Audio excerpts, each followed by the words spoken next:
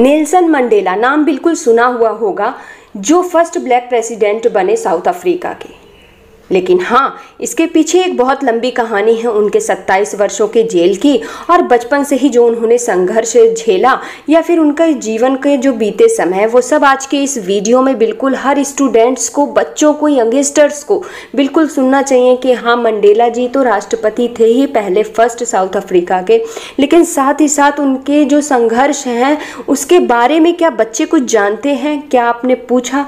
ये हर कोई पेरेंट्स भी वीडियो देख सकते हैं, बच्चे भी देख सकते हैं, और उन्हें जानकारी होनी भी चाहिए कि हाँ, नेल्सन मंडेला का जीवन क्या था। ये तो सभी जानते हैं, आप पूछेंगे तो एक क्वेश्चन रटा हुआ होता है ना कि he is the first black president of south Africa.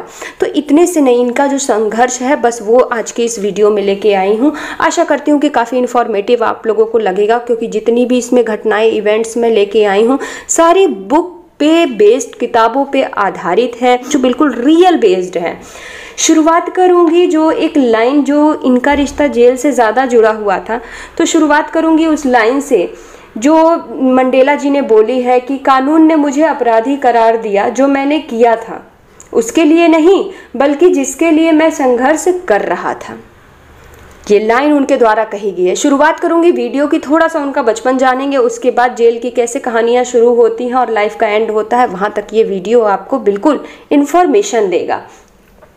बात करूंगी जब बचपन में इनका जन्म मैजो गांव में, मैजो के छोटे से गांव में होता है। काफ़ी रॉयल फैमिली होती है, रॉयल फैमिली के रहते हैं इनके पिता, सारी सुख सुविधाएं सब कुछ होता है।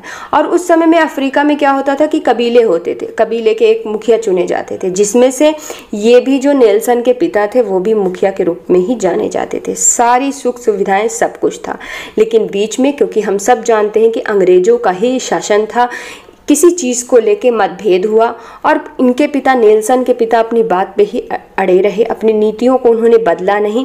बदले में इन्हें अपने पद से इस्तीफ़ा देना पड़ा। इस्तीफ़ा देने के बाद सारे हालात दिन पे दिन बिगड़ते ही चले गए। दिन ब दिन बिगड़ने के बाद हालत ये हो गई आगे की कि जैसा कि मैं बता दूं कि जो नेल्सन के पिता थे उनकी 4 शादियां हुई थी और कुल मिला के 13 भाई बहन थे, जिसमें से नेल्सन भी एक थे। नेल्सन के बारे में जब भी ये और बच्चों को देखते थे, लेकिन नेल्सन को जब भी देखते थे, क्योंकि शुरू की जो शिक्षा, पढ़ाई, भाषा का ज्ञान होता था वो आपसी बोलचाल से ही होता था। ज़्यादातर लोग स्कूलों में लोगों को भेजा भी नहीं जाता था। और नेल्सन भी का जो स्कूल जाने का हुआ वो सुनिए कैसे। एक दिन उनके पिता जब देखते हैं तो उनको कहीं ना कहीं से लगता है कि नहीं, उनके बेटे में कुछ प्रतिभा है, मुझे अपने बच्चे को इसको स्कूल भेजना चाहिए।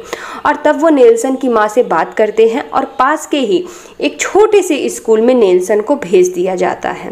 नेल्सन को जब वो वहाँ भेजते हैं तो यहाँ उनकी मुलाकात होती है मिस डिंगेन, जहाँ से उन्हें ये नेल्सन नाम मिलता है, क्योंकि इनका असली नाम जो बचपन से रखा गया था वो रोहिलला था। रोहिलला से नेल्सन तक की ये कहानी हो गई कि उन्हें ये नाम मिस डिंगेन के द्वारा मिला। क्योंकि ये होता था कि जो अंग्रेज़ होते थे वो ये बोलते थे कि अफ्रीकी नाम लेने में हमको दिक्कत होती है, वो कंफर्टेबल नहीं है, इस तरह की बातें लिखी गई हैं किताबों में। तो ये अंग्रेज़ों का ही शासन था, इसलिए जो वो बोलते थे वही चीज़ें चलती थी। तो हर बच्चे वो जो स्कूल जाते थे उनके 2 नाम होते थे, एक वो जो स्कूल से अंग्रेज़ी नाम या क्रिश्चियन नाम उन्हें दिया जाता था, और एक जो उनके खुद के माता पिता रखते थे। जैसे तैसे ये सब होने के बाद जब उन्हें मुखिया पद से उनके पिता को इस्तीफ़ा दे देना होता है, तो उसके बाद इनकी माता जो है, नेल्सन की माँ, कुनू जैसे छोटे गांव में चली आती हैं नेल्सन को लेकर। लेकिन हाँ, नेल्सन के पिता बीच बीच में 1 हफ्ते 2 हफ्ते, चूँकि 4 पत्नियां थी तो सबके पास जाना होता था, सारे बच्चों को देखभाल करना होता था, तो सबके पास जाते थे। धीरे धीरे एक समय के बाद पता चलता है कि उनको इन्फेक्शन हो गया है लंग्स में, फेफड़ों में, जिसकी वजह से उनकी मृत्यु हो जाती है। और बात करेंगे अगर मंडेला जी की उम्र की, उस समय सिर्फ वो 9 वर्ष के थे। बस शुरुआती ही जो उनके साथ सब कुछ अच्छा था कि हाँ, रॉयल फैमिली में बिलोंग उन्होंने किया, सारी सुविधाएँ थी, लेकिन लेकिन जब उन्हें मुखिया पद से इस्तीफा देना पड़ा, फिर कुछ सालों बाद जब ये सिर्फ और सिर्फ 9 वर्ष के थे, तभी इनके पिता की मृत्यु हो जाती है। उसके बाद उनकी पत्नी को कुछ समझ में नहीं आता है, तो एक रात वो सारा सामान लेके, जो भी कपड़े उपड़े थे थोड़े बहुत लेके, वो एक दिन निकल जाती हैं। निकलते निकलते कुछ दूरी पे जाने के बाद वो देखती हैं कि बहुत सुंदर घाटी, बहुत सुंदर खेत खलियान जहाँ मकई के पेड़ लगे हुए हैं, मतलब कुल मिला के ताज़ी हवा और जो रहन सहन, जो उन्होंने माहौल देखा, काफ़ी उन्हें सही लगा। इतने में ही वो देखती हैं कि एक कार उधर से आती है और कार से एक व्यक्ति उतरते हैं। जब उन व्यक्ति पे उनकी नज़र जाती है तो वो देखती हैं कि ये तो जोगिन ताबा है। जोगिन ताबा वो व्यक्ति हैं, ये थेम्बूलैंड जगह जहाँ के मुखिया, जहाँ वहाँ एक मुखिया चुना जाता है, वहाँ के मुखिया जोगिन ताबा ही होते हैं, इन्हें पता चलता है। और जोगिन ताबा के मुखिया बनने के पीछे सबसे बड़ा जो हाथ होता है वो नेल्सन के पिता का होता है। इसके लिए हमेशा जोगिन ताबा उनके एहसानमंद रहते थे। सारी बातें जब जोगिन ताबा से नेल्सन की माँ मिलती हैं, सारी परिस्थितियों से अवगत कराती हैं। उसके बाद जोगिन ताबा ये बात तुरंत बोलते हैं कि जैसे वो अपने बच्चों को पालन पोषण कर रहे हैं, सारी सुख सुविधाएं दे रहे हैं, ठीक वही वो नेल्सन के साथ भी करेंगे। और इस चीज़ के लिए जोगिन ताबा की जो पत्नी थी, उनके भी एक बेटे थे जीसस, वो जिस तरह से उन्होंने उनका पालन पोषण किया, पूरा इन्होंने साथ दिया जोगिन ताबा का, एक माँ का प्यार दिया और इस तरह से उनका पालन पोषण हुआ। सिर्फ 2 या 3 दिन ऐसा बोला जाता है कि नेल्सन की माँ सिर्फ और सिर्फ 2 से 3 दिन उनके साथ रही, उसके बाद वो वहाँ से चली जाती हैं। कुछ दिनों तक, जैसा कि हम लोग जानते हैं, आपको मैंने बताया कि जोगिन ताबा उस गांव के मुखिया के रूप में जाने जाते थे, तो जितने भी राजघराने के मामले थे और अगल बगल के मामले थे, उनके यहाँ ही आया करते थे सारे मामले, और हर चीज़ का जो सलाह होता था, मशवरा होता था, वो जोगिन ताबा ही देते थे।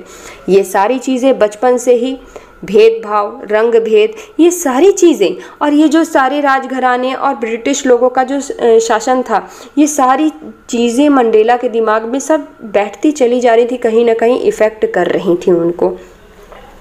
उसके बाद कुछ समय के बाद जोगिन ताबा कहते हैं कि तुम्हारा ये सब शासन जो अंग्रेज़ कर रहे हैं वो सहने के लिए नहीं है, तुम्हें पढ़ना है, लिखना है, और एक अच्छा सलाहकार जैसे कि मैं हूँ, इसी तरह तुम्हें भी एक अच्छा सलाहकार बनना है, ताकि यहाँ के देश के लोगों के लिए तुम कुछ कर पाओ।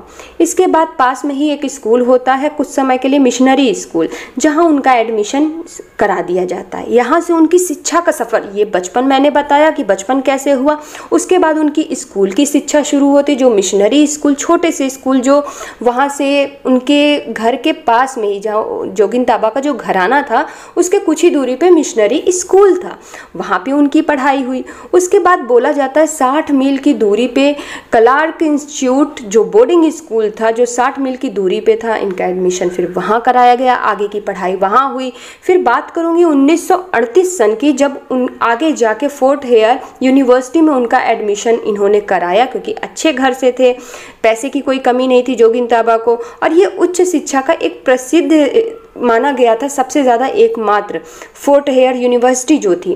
फिर इनकी वहाँ पे एडमिशन कराएगी, और साथ ही साथ यहाँ जीसस को भी भेजा गया जो जोगिन ताबा के बड़े बेटे थे। दोनों की काफ़ी अच्छी दोस्ती भी हो गई थी और बनती भी बहुत थी। एक बार जब छुट्टियों में ये लोग घर आते हैं तो एक छोटा सा और इंसिडेंस होता है, जिससे इनके मन में कैसी ये सारी चीज़ें आती चली गई, राजनीति से वो कैसे जुड़े, वो ज़रूर यहाँ पे मैं दिखाना चाहूँगी कि एक बार उनके दोस्त भी एक छुट्टी आए होते हैं, तो सिर्फ डाक का एक टिकट एक अंग्रेज़ होता है जो उनसे मांगता है, और उनके दोस्त जो है मना कर देते हैं कि नहीं मैं नहीं दूंगा। तो वो अंग्रेज़ उन्हें धमकी देते हैं कि तुमने मेरी बात ना मान के बहुत बुरा किया। इस तरह से नेल्सन के मन में ये सारी चीज़ें आती रहती थी कि अगर कोई अंग्रेज़ों की बात नहीं मान रहा है तो भी, और मान के अगर काम भी कर रहा है तो भी, भेदभाव, डिस्क्रिमिनेशन, रंग भेद, ये सारी चीज़ें तो है ही। यहाँ तक कि सरकार भी बनती थी, ये इलेक्शन का भी इन लोगों को कोई छूट नहीं थी कि ब्लैक लोग आके इलेक्शन में पार्टिसिपेट करें, ऐसा कुछ भी नहीं था। जबकि रहने वालों की जो संख्या थी वो अफ्रीकी लोग ही ज़्यादा थे।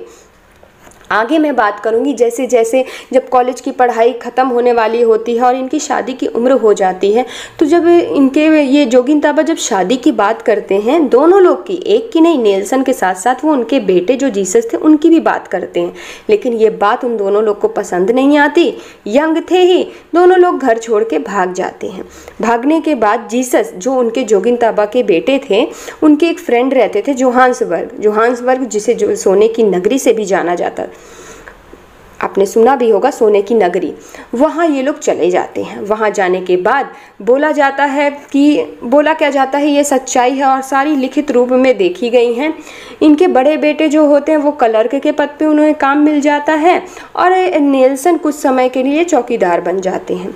ये लोग जब इस तरह से काम करते हैं, वहाँ जाने के बाद शायद जीसस वहाँ से अलग हो जाते हैं, उनकी दोस्ती किसी लड़की से हो जाती है, उनके साथ शादी करके वो सेटल हो जाते हैं, एक तरह से मैं बोल सकती हूँ सेटल हो जाते हैं। लेकिन हाँ, कुछ समय के बाद जैसे ही पता चलता है जोबिन ताबा को कि ये लोग जोहान्सबर्ग में गए हैं और किसी काम से अपने ये भी जोहान्सबर्ग में जाते हैं, तो बिना उनसे मिले वो रह नहीं पाते हैं। उस समय वो नेल्सन से मिलते हैं और सारी बातें बताते हैं कि वहाँ पे भी अब जीसस की ज़रूरत है, चल के उन्हें रहना चाहिए, उस गाँव में वहाँ का मुखिया बनना चाहिए, वहाँ ज़रूरत है। ये सारी चीज़ें देख के नेल्सन का भी मन दुखी होता है, लेकिन वो बताते भी क्या, क्योंकि जीसस उनके साथ थे ही नहीं, वो कहीं और अपनी अलग दुनिया उन्होंने बसा रखी थी। लेकिन फिर भी जोबिन ताबा बहुत ही समझदार थे। नेल्सन को देख के वो कहीं ना कहीं से समझ गए थे कि ये अपनी जीविका को चलाने के काबिल बन गए हैं और इनके अंदर कुछ अलग ही जोश है कुछ करने का, तो ये कर लेंगे। तो जोबिन ताबा को सही नहीं लगा कि वो अपनी बातों को नेल्सन के ऊपर थोपे, तो ऐसा उन्होंने किया भी नहीं। धीरे धीरे उनकी लॉ और उनका ग्रेजुएशन, ये सारी एजुकेशन भी एक तरह से उनकी कंप्लीट होते रही। हर चीज़ें उन्होंने की, जितना भी स्ट्रगल लाइफ में था, जो भी था सब एक तरफ, लेकिन उन्होंने एजुकेशन को, अपनी लॉ की पढ़ाई, क्योंकि उन्हें लॉ की पढ़ाई करनी ही थी अगर उन्हें अफ्रीका के लिए कुछ करना था। और यह बात आप भी जानते हैं कि शिक्षा ही से सब कुछ बदला जा सकता है। शिक्षा के दम पे ही आज हम लोग बोल सकते हैं कि नेल्सन मंडेला जी ने हिस्ट्री क्रिएट की और उस हिस्ट्री को हम आप पढ़ रहे हैं और आज भी वो हमारे आसपास हर जगह हम लोग बोलते हैं कि वो अमर हैं और उनके रचे गए इतिहास को हम आप पढ़ रहे हैं और हमारी जो अपकमिंग जनरेशन है वो भी शायद सुने, सीखें, जाने और उनसे कुछ प्रेरणा लें। बात करूंगी 1938 के बाद की, जो मैंने कॉलेज की लाइफ बताई, फिर उसके बाद उनके शादी वाली जो बात आई, फिर उसके बाद उन्होंने घर छोड़ा, फिर उसके बाद जोगिन ताबा जी उनसे मिलने आई। ये सारी चीज़ें कहीं ना कहीं से सब कुछ नेल्सन जी के दिमाग में चल रहा था कि क्या क्या चीज़ें हो रही हैं और जो अंग्रेज़ों लोगों का शासन था, जो अमानवीय व्यवहार था, हर चीज़ को लेके चाहे छोटी बड़ी, जो सबसे बड़ी जो चीज़ थी वो रंग भेद को लेती, काले रंग को लेके थी कि ये रंग भेद का बहुत सारा सब कुछ चल रहा था। इन सारी चीज़ों को देखते हुए ये लगा कि नहीं, 1944 में 1944 में ANC की यानी कि अफ्रीकन नेशनल कांग्रेस पार्टी का गठन किया गया, जिसके लीडर के रूप में नेल्सन को ही चुना गया, क्योंकि वहाँ पे सबसे पढ़े लिखे और जो चीज़ें थी देख के लगता था कि वो सबसे समझदार है, लीडर वही बन सकते हैं। आगे की कहानी अगर मैं बताऊं, अब बस उनके जेल की जो ये सारी चीज़ें हैं, उनकी पढ़ाई और एजुकेशन, ये सब ऐसे पिता की मृत्यु के बाद जोगिन ताबा ने सब कुछ किया, उनकी एजुकेशन भी कंटिन्यू रखी। लेकिन उसके बाद जो 1944 में ANC का गठन हुआ, अफ्रीकन नेशनल कांग्रेस पार्टी का, उसके बाद 1944 से लेके 1955 तक का जो सफ़र रहा है, उसमें बहुत सारे इंसिडेंट्स ऐसे हुए जो मैं कम शब्दों में ही आपको बताने की कोशिश करूंगी कि बहुत सारे उनके ऊपर प्रतिबंध भी लगे अंग्रेजी सरकार के द्वारा और बहुत सारे हटे भी, कई बार लगे और कई बार हटे। जिसमें से एक इंसिडेंस आप लोगों से शेयर करूंगी कि जब ये सारे रंग भेद को लेके बहुत ज़्यादा भेदभाव किया जाने लगा तो इनके साइड से एक नीति बनाई गई और नीति के द्वारा एक विरोध प्रदर्शन किया गया और उस प्रदर्शन में कहा गया कि अगर आप लोग इस कानून को, या तो ये रंग भेद का कानून या तो आप लोग रद्द करिए या तो इसके खिलाफ हम लोग ज़रूर कुछ ना कुछ करेंगे, विरोध प्रदर्शन करेंगे, हड़ताल करेंगे। और उन्होंने किया भी, क्योंकि गोरे लोग नहीं माने और उन लोगों ने ऐसा किया, लेकिन उसका रिजल्ट ऐसा आया जिसको सोच के आप लोगों को लगेगा कम से कम 2000 पुलिस के साथ उन लोगों ने बहुत ही आक्रामक हमला किया, जिसमें 18 अफ्रीकी लोगों की डेथ हो जाती है। इसके बाद मंडेला जी को कहीं ना कहीं से समझ में आ जाता है कि अगर वो हिंसा करेंगे तो हिंसा के बदले हिंसा का ही सामना उन्हें करना पड़ेगा।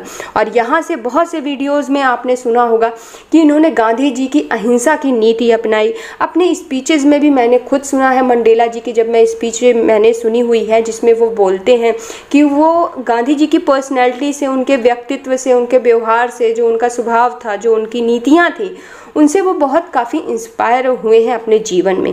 लेकिन यहाँ पे एक पर्सन का नाम और मैं लेना चाहूँगी, रिस्पेक्टेड अंबेडकर जी का नाम लूँगी, जिन्होंने, वो भी एक ऐसे व्यक्ति हैं जिन्होंने भेदभाव के लिए अपना पहला कदम उठाया था लोगों के लिए।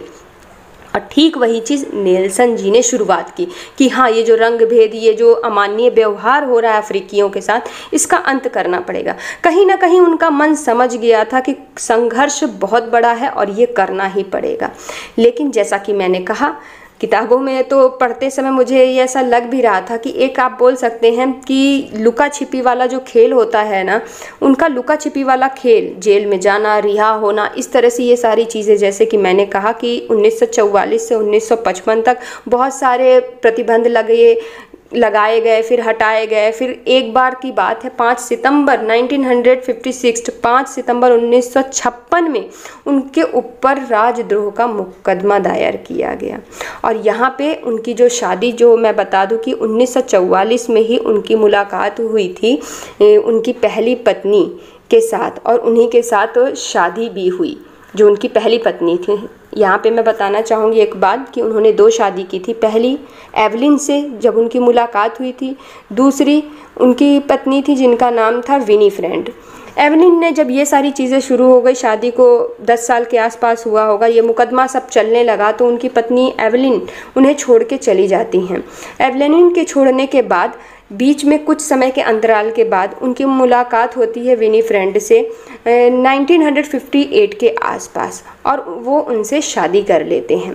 शादी करने के बाद ये सारी चीज़ें, जो लुका छिपी का शुरुआती अब गेम यहाँ से शुरू हो गया था, खेल शुरू हो गया था, तो इस गिरफ्तारी से सतर्क हो गए थे थोड़े नेल्सन जी, क्योंकि अगर वो गिरफ्तार हो जाते तो बाकी का जो आगे का काम था वो होता कैसे। ये सारी चीज़ें दिमाग में रखते हुए इन गिरफ्तारियों से सतर्क होने के लिए उन्होंने ये संघर्ष तय किया और कहा, अपने जो ANC का गठन किया गया था, अफ्रीकी नेशनल कांग्रेस पार्टी का गठन किया गया, उसमें जो पार्टी के और सदस्य थे, उनकी मदद से चोरी से नाम बदल के वो साउथ अफ्रीका से बाहर निकल जाते हैं, यूरोप के देश की यात्रा करते हैं और अपना नाम बदल के और बिना किसी पासपोर्ट के, इस तरह से आप कह सकते हैं। इसके बाद उनके दिमाग में आता है कि उन्हें सैन्य प्रशिक्षण भी लेना चाहिए, उन्होंने सोचा, लेकिन ऐसा हुआ नहीं उनके साथ, क्योंकि सिर्फ 2 ही महीने उनको गए यूरोप हुए थे। 2 महीने के बाद ही उन्हें एक तार जाता है जिसमें ये लिखा होता है कि सारी स्थितियां जो है अफ्रीका की, सारी बहुत ख़राब हो रही है और आना बहुत ज़रूरी है। तो ये वहाँ से चल देते हैं, लेकिन कहीं ना कहीं से ये भनक अंग्रेज़ों को लग जाती है, और आपको पता ही है कि अंग्रेज़ हाथ धो के उनके पीछे पड़े ही थे। इतना आप समझ लीजिए, किसी न किसी बहाने से उन्हें गिरफ्तार करना, ये सब लगा ही हुआ था उनके साथ जैसे ही ANC का गठन हुआ। और इन सारी चीज़ों के लिए, रंग भेद के लिए, इन्होंने विरोध शुरू किया, बोलना शुरू किया। फिर उसके बाद 2 महीने बाद, जैसे मैंने कहा, 2 महीने बाद जब उन्हें तार मिला, ये सारी चीज़ें सुन के वो आने लगे, अफ्रीका की तरफ लौटे। तो जैसे ही अंग्रेज़ों को खबर मिल गई, तो 5 अगस्त 1962 का दिन था कि इनकी गिरफ्तारी कर ली जाती है। गिरफ्तारी करने का कारण भी अंग्रेज़ दे देते हैं कि सबसे बड़ा कारण ये है कि बिना पासपोर्ट के, एक तो इन्होंने विदेश की यात्रा की, विदेश में आ गए, और दूसरी चीज़, ये जो समय समय पे अफ्रीका में जितने भी हड़ताल हो रहे हैं, विद्रोह हो रहे हैं, इन सब के पीछे कहीं ना कहीं से नेल्सन का ही हाथ है।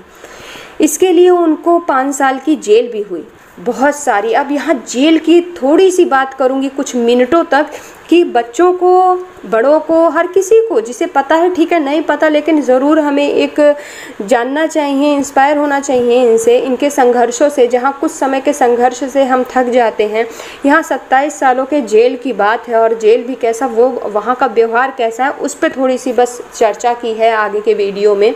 इन्होंने बहुत कठिनाई का सामना किया, बहुत सारे अमान्य तरह के व्यवहार इनके साथ हुए, चाहे वो खाना खिलाने के हो, चाहे वो रहन सहन के हो।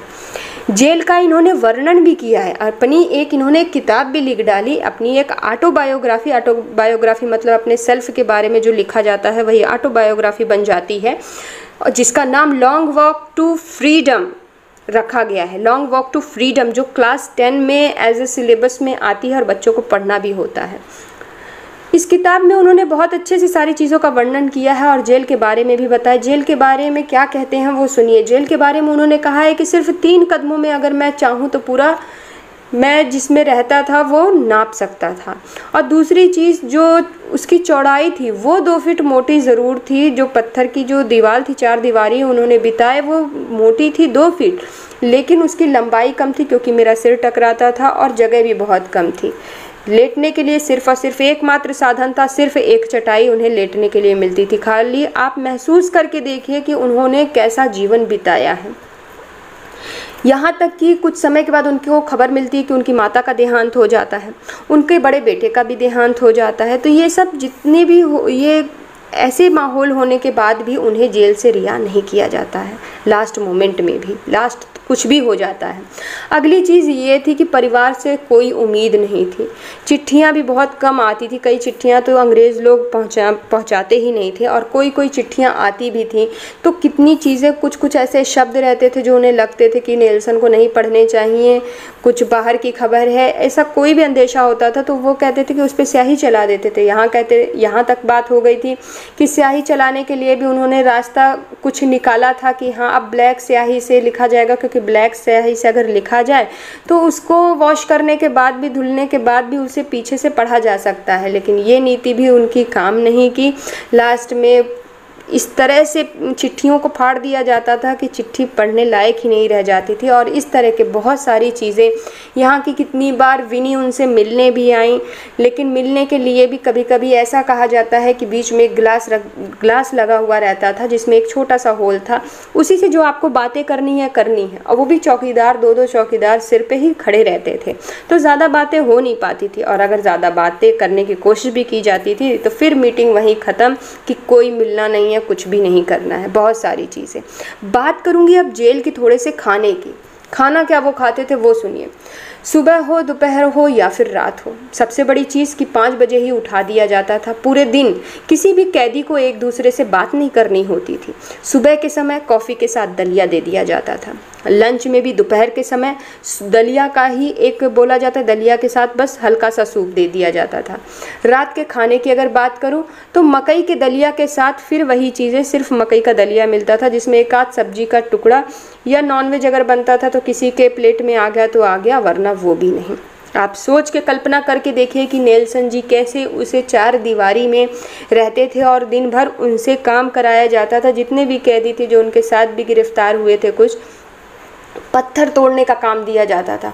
और ये भी कहा पत्थर समय से पहले तोड़ लिया जाता था तो वो उसकी संख्या मतलब और ज़्यादा बढ़ा दिया जाता था। पत्थरों का जो कोटा रहता था तोड़ने का, उससे ज़्यादा और बढ़ा दिया जाता था। जब इससे काम नहीं चला तो उन्होंने ये करने लगे, नेल्सन जी बोले कि अब कुछ नीति अपनानी पड़ेगी। तो ये लोग धीरे धीरे काम करने लगे पत्थरों को तोड़ने का। लेकिन अंग्रेज़ तो अंग्रेज़, फिर इन लोगों ने इनको चूने की खान में भेज दिया गया। चूने के खान की अगर मैं बात करूं तो सबसे पहले उसकी परत निकाली जाती है, फिर उसे बेलचे से निकाला जाता है। काफ़ी मेहनत का काम वो भी रहता था। कहा जाता है कि आँख खराब तक होने को आ गई थी लेकिन उन्हें चश्मा तक लगाने को दिया नहीं गया था। काफ़ी कुछ कहने सुनने के बाद, डॉक्टर की सलाह मशवरा समझाने के बाद चश्मा दिया गया लगाने के लिए। स्थिति ऐसी थी कि जो कैदी थे ना परिवार से, आप कह सकते हैं कि खाली मतलब यहाँ पे मुझे याद आ गई, एक बार मैं इंटरव्यू देख रही थी, बस 2 मिनट लूँगी, मैं इंटरव्यू देख रही थी किरण बेदी जी का, जहाँ वो कहते हैं कि जब उनकी पोस्टिंग तिहाड़ जेल में हुई तो हालत बड़ी ख़राब थी। खाने को कुछ दिया जाता था, मतलब जिस बर्तन में, ये मैंने उनकी ही भाषा में सुना है, किरण बेदी जी ने ही कहा है कि जिस बाल्टी से पोछा लगाया जाता था उसी में दाल बना के कैदियों को देने जाने वाली बात। लेकिन हाँ, जब किरण बेदी जी की वहाँ पर पोस्टिंग हुई तो काफ़ी कुछ सुधार हुआ। अगर आपने बायोग्राफी उनकी पढ़ी हो, उनके बारे में अगर आप आज भी सुनते हैं तो आपको पता हो। तो बिल्कुल मैं ये जब पढ़ रही थी नेल्सन जी के बारे में तो मुझे थोड़ा सा याद आ गया, उनका चला गया दिमाग मेरा ध्यान में। तो यहाँ पे मैं वही बोलूँगी कि नेल्सन जी की तकलीफ़ें, जो उनके हाथ पत्थर तोड़ तोड़ के हाथ से खून निकलने लगते थे, आंखें ख़राब होने लगी थी, दिन भर कड़ी धूप में चूने की खान में काम करना पड़ता था और बात भी नहीं करने दिया जाता था कि एक कैदी दूसरे कैदी से थोड़ा बात कर ले। लास्ट में किसी चीज़ का अंत बहुत जल्दी, जो कहा जाता है बुराई पे अच्छाई की जीत होती है, और संघर्ष धीरे धीरे अब ख़त्म के कगार पे आ गया था क्योंकि अब दिन कुछ अच्छे ज़रूर आने वाले थे। क्योंकि कहा जाता है कि रॉबिन आइलैंड में, देखिए उनके समय जो उन्होंने जेल में गुजारे उसमें से बहुत कुछ समय जो है ब्रूटल रॉबिन आइसलैंड प्रिजन में गए, और कुछ रॉबिन आइसलैंड प्रिजन में जो उन्होंने समय बिताया उसके साथ साथ लॉन्ग वॉक टू फ्रीडम उन्होंने जो बुक लिखी उसकी भी मैं बात कर रही हूँ कि यहीं पे उन्होंने बुक लिखी। और साथ ही ये जो आइसलैंड है इसमें इनके काफ़ी साल बीते, और इसमें जायज़ा लेने के लिए, इस रॉबिन आइसलैंड में जायज़ा लेने के लिए एक रेड क्रॉस अधिकारी आया करते थे जो दिल के काफ़ी अच्छे थे, बहुत दिल के साफ थे। तो इन अधिकारी ने क्या किया कि मिलना चाहते थे ये सबसे, लेकिन अलाउ किसी एक को ही होता था। तो सारे कैदियों ने मिल के कहा कि नहीं, नेल्सन जी ही मिलेंगे। धीरे धीरे ये हुआ कि नेल्सन जी उनसे मिले और उन्होंने सारी स्थितियों से उन्हें अवगत कराया कि इस तरह से होता है।